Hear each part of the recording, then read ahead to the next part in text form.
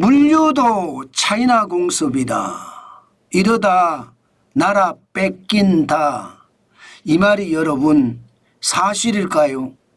저는 사실일 가능성이 굉장히 높다고 생각합니다.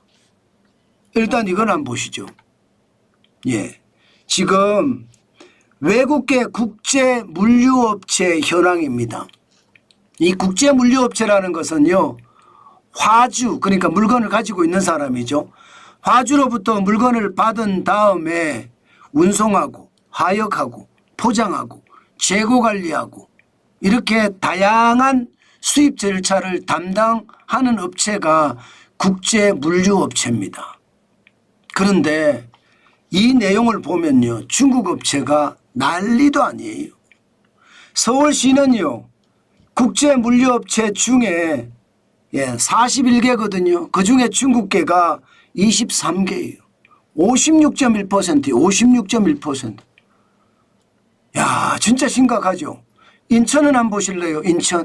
인천은요, 전체 43개 중에 중국 업체가 33개입니다. 76.7%예요. 세상에나.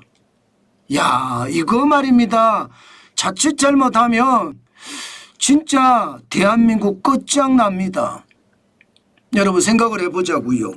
이게 많은 사람들이 온라인을 통해서 알리나 테무나 쉬인이나 징둥이나 이런 데 들어가서 주문을 하잖아요. 그러면 중국에 있는 제조업체가 제조를 해요. 그런 다음에 중국계 물류업체가 우리나라에 갖고 와요. 그런 다음에 우리 물류업체에다가 나눠주는 겁니다. 그러면 여러분 기본적으로 유통이 장악당했잖아요. 게다가 물류까지 장악당해요. 이러다가 중국계 업체가 우리 물류업체한테 나눠주는데 우리도 물류 직접 하겠어. 이렇게 나오면 이게 여러분 제조도 중국에서 하고요. 유통도 중국에서 하고요. 물류도 중국에서 하고 대한민국은 도대체 어디로 가는 겁니까? 대한민국은 박살나지 않겠습니까? 저는 그 생각이 진짜 심각하게 듭니다. 실제로 말입니다, 여러분. 인천에 가보면 이렇게 거대한 건물들이 중국계 물류회사입니다. 인천 서구 원창동에 있는 중국계 물류회사예요. 들어가려고 하면 이렇게 써놨습니다. 외부인 출입 금지, 방문객은 경비실에서 등록해 주세요. 중국 업체예요, 중국 업체. 이런 업체들이 엄청나게 많다는 겁니다. 그러면 왜 이렇게 이런 업체들이 엄청 많느냐? 여러분 유튜브나 혹은 말입니다, SNS에 보면 100만 원만 있으면 한국에 가서 떼돈 벌 수 있다, 이런 내용들이 굉장히 많이 나옵니다. 100만 원만 있으면 한국 가서 떼돈 번단 말이 무슨 말이냐? 중국 업체가 한국으로 보낸 거 있잖아요. 이것을 상품을 분류하고 운송하고 저장하고 그런 다음에 국내 배송업체로 넘겨주기까지만 하면 다 하는 거거든요. 이게 이렇게 국제 물류업체, 이게 국제 물류업체인데 이것을 만드는데 100만 원밖에 안 된다는 거예요. 100만 원. 사실 자본금은 3억 이상이 돼야 정식 등록이 가능한데 편법으로 등록하는 거죠. 은행에 잔액 증명서를 위조해서 넣고요. 100만 원에 등록한 다음에 100만 원 가지고 이렇게 국제 물류 주선업을 하는 겁니다. 그렇게 되면 국내 업체는 어떻게 될까요? 당연히 말입니다. 국내 업체는 초토화될 수밖에 없습니다. 지금 국내 업체 중에서는요, 중국의 제조업체하고 실제 계약을 맺어서 국내에 국제 물류 서비스를 계속 해오다가 어느 날 갑자기 만기가 되니까 계약 해지.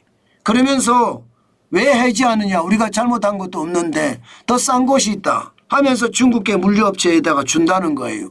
그러면 하루아침에 국내 업체는 망합니다. 중국계 업체에 대부분 기대고 있었는데 갑자기 중국계 업체가 거래선을 바꾸니까 망할 수밖에 없지요. 지금 그만큼 말입니다. 심각하다 이렇게 이야기를 합니다. 저는 여러분 이거 제대로 정신 차리지 않으면 물류업체마저도 이제 중국계로 다 넘어갑니다. 그만큼 말입니다. 심각하다는 뜻이에요. 지금 여러분 알다시피 유통도 말입니다.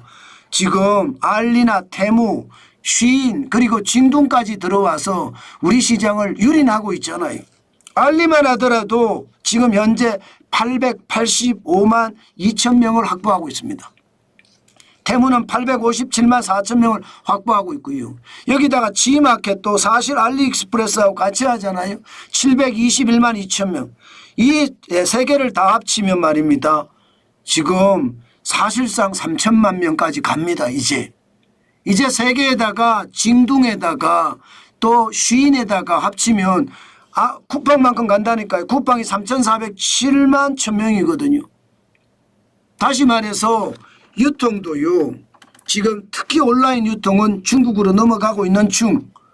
이제 물류까지도 중국으로 넘어가면 그러다가 전국망 물류업체가 만약에 들어와서 한국 땅에도 중국 물류업체가 시장을 장악하면 저는 그러고도 남을 것 같거든요. 지금 현재로 봐서는요. 왜냐하면요. 온라인 직구가 굉장하거든요.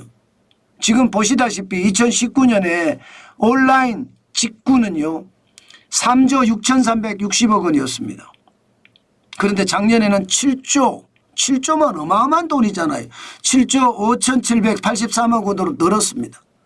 무려 말입니다. 5년 사이에 118.9% 늘었어요. 금액으로 보더라도 3조 6,360억 원이 4조 3,223억 원이 늘어서 7조 9,583억 원이 됐으니까요. 더 놀라운 것은 여러분 이게 여러분 중국 업체가 굉장히 많다는 거예요. 지금 2024년을 보면 4조 7,772억 원이 중국에서 우리가 직구로 수입하는 거예요. 전체 2024년에 7조 9,500억이잖아요. 그중에 4조 7천억 원이 중국이에요. 그러니 중국 업체가 한국에다가 물류업체를 만들어 놓고 거기다 주는 거죠. 그런 다음에 그 물류업체가 국내 배송업체로 계속 배정을 해 주는 거죠. 이렇게 되면 여러분 대한민국은 초토화됩니다. 저는요 이게 너무 쉽게 제도를 만들어 놔서 이 자체가 먹잇감이 되는 것 저는 이거 앞으로 더 힘겨운 일이 벌어질 거라고 생각합니다. 그만큼 말입니다. 중국은 지금 엄청납니다. 더 놀라운 것 이야기해 드릴까요? 더 놀라운 것은요. 이게 중국발 해외 직접 구매액 직구가 4조 7,772억 원이잖아요. 여기에 해외 직접 거래 구매액이 7조 9,583억 원이잖아요. 여기에도 말입니다. 필리핀의 중국 업체가 국내로 수입하는 거고 베트남의 중국 업체가 인도네시아의 중국 업체가 동남아의 중국 업체가 진출했는데 그런 업체들이 우리나라로 직구하는 업체들도 많다는 거 이것도 진짜 심각한 문제다. 저는 그렇게 생각합니다. 지금처럼 이렇게 가잖아요. 저는 대한민국이 제조업이 완전히 폭망하는 거 저는 시간 문제라고 생각합니다. 탄탄히 정비하고 상호주의 원칙 하에서 할 수 있어야 됩니다. 우리가 중국에 가서 중국 시장에 물류업체를 하려고 그러면 이거 쉽지 않거든요. 그런데도 말입니다. 우리나라는요. 왜 이렇게 중국에게 관대한지 모르겠어요. 얼마나 우리는 중국에게 당했습니까? 그렇게 당해놓고도 우리는 여전히 중국에 의지하고 있다는 것을 보면 진짜 안타깝습니다. 이런 생각을 해보면 박정희 대통령이 참 그립습니다. 박정희 대통령은요. 차이나타운이 못 만들어지게끔 아주 정책을 잘 폈잖아요. 전 세계에서 차이나타운이 없는 나라가 대한민국이 유일합니다. 그런데 지금은요. 뭐 대림동이니 이런 데 가보면 차이나타운 못지않잖아요. 저는 그렇게 가서 안 된다고 생각합니다. 박정희 대통령이 했던 것처럼 제대로 상호주의 원칙 하에서 해야 된다는 거. 상호주의 원칙입니다. 무조건 뺏어가자는 게 아니에요. 상호주의 원칙 하에 해야 된다는 이야기를 제가 말씀을 드리고 있는 거고 차이나타운도 마찬가지예요. 그래야 대한민국이 살아날 수 있습니다. 상호주의 원칙을 무시하고 우리만 중국인에게 우대하는 거, 예, 조선족에게 우대하는 거 이거 막아야 돼요. 그렇지 않으면 대한민국 끝장납니다. 자, 이대로 가다 보면 동남아의 뭐 유통상권이나 물류상권을 중국 업체들이 꽉 잡고 있잖아요. 심지어 그들은요 동남아 정치에도 개입합니다. 그래서 이래라 저래라 합니다. 대통령 선거 때가 되면 선거자금도 주고요. 우리나라에 그런 일이 안 일어나리라는 보장 저는 없다고 봅니다. 알리나 태무나 시인이나 징둥이나 이렇게 계속해서 밀고 들어오면 그들이 고용하는 사람들은 조선족을 고용하든지 아니면 중국인 한족을 고용하든지 그럴 거 아니에요. 그럼 우리는 어떻게 돼요? 병신되는 거죠. 우리나라는. 저는 그렇게 되는 거 시간 문제라고 생각합니다. 제발 관료들 국가 지도자들이 정신을 바짝 차려야 되는데 그렇지 못할까 두렵습니다. 여러분 중국 업체들이 이미 유통은 장악해 가고 있습니다. 온라인 유통은 거의 쿠팡에 필적할 만하게 성장했습니다. 이제 물류도 중국인들이 장악하기 시작했어요. 이러다가 대한민국의 전국 물류까지 중국인들이 장악하면 어떻게 되겠습니까? 나라가 빼앗긴 것과 진배 없습니다. 그만큼 말입니다. 중국의 공습은 지금 전방위적이고요. 자칫 잘못하면 대한민국의 산업이 초토화될 수도 있다. 저는 그런 생각까지 합니다. 제발 정신 차리고 중국과 상호주의 원칙 하에 모든 정책을 펴야 합니다. 그렇지 않으면 대한민국은 망합니다.